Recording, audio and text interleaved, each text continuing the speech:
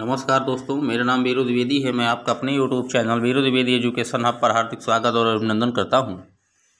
आज हम बात करेंगे विज्ञान के कुछ महत्वपूर्ण वन लाइनर के रूप में। तो आइए शुरू करते हैं। जीवाश्म विज्ञान की स्थापना क्यूवियर महोदय ने की थी। भ्रमणकी विज्ञान का जनक वान बेयर को माना जाता है। और चिंपैंजी में क्रोमोसोम की संख्या, गुणसूत्र की संख्या 48 होती है और मानव में गुणसूत्र की संख्या 46 होती है। अगर हम बात करें गुणसूत्र शब्द की, सर्वप्रथम बात किसने की थी तो वाल्डेयर महोदय ने की थी। एक बात मैं आपको और अवगत करा दूं कि गुणसूत्र की जो संख्या होती है वो सभी जीवों में सम होती है। जैसे 2, 4, 6, 8, 10, 12 ऐसे होती है। कभी ये नहीं होता कि 3 और 5 में आ जाए गुणसूत्रों की संख्या। तो याद रखिएगा मेरे दोस्त। फिंच बर्ड की चोंच का विकास भोजन की उपलब्धता पर निर्भर करता है। सजीव तथा निर्जीव के बीच की कड़ी विषाणु को माना गया है। पादप तथा जंतु के बीच की कड़ी युगलीना कहलाती है। सरीसृप तथा पक्षी के बीच की कड़ी आर्क्योप्टेरिक्स है। एनलिडा तथा आर्थ्रोपोडा के बीच की कड़ी पेरिपेटस है। पक्षी तथा स्तनधारी के बीच की कड़ी डकबिल प्लेटिपस है।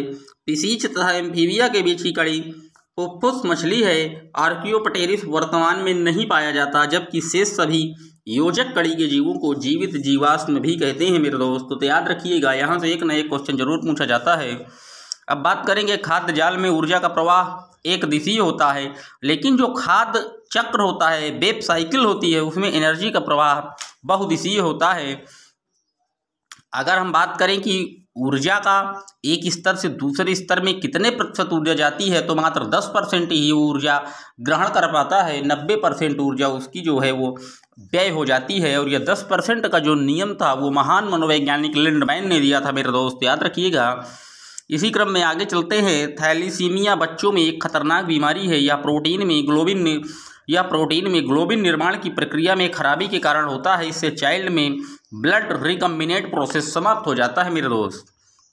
बात आई है ब्लड की, तो ब्लड की बात कर लेते हैं। सर्वप्रथम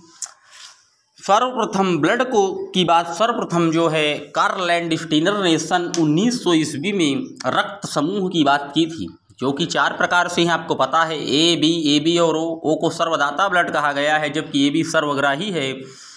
रक्त का जो पीएच मान है वो 7.4 होता है। और रक्त में एक प्रोटीन पाई जाती है जिसका नाम हिपैरिन है मेरे दोस्त, जो शरीर के अंदर ब्लड को जमने नहीं देता मेरे दोस्त, याद रखिएगा। आगे चलते हैं। कांसा जो धातु है वो तांबा और टिन से बनी है। पीतल जो है तांबा और जस्ता से बना है। जर्मन सिल्वर तांबा प्लस जस्ता प्लस निकिल से बनी है। Gun metal copper plus tin plus zinc से बनी है। और bell metal copper plus tin से बनी है मेरे दोस्त, याद रखिएगा। ये पूछ लिए जाते हैं कभी कभी कि कौन सी धातु किन किन धातुओं से मिलकर बनी है, तो आप लोग याद रखिएगा।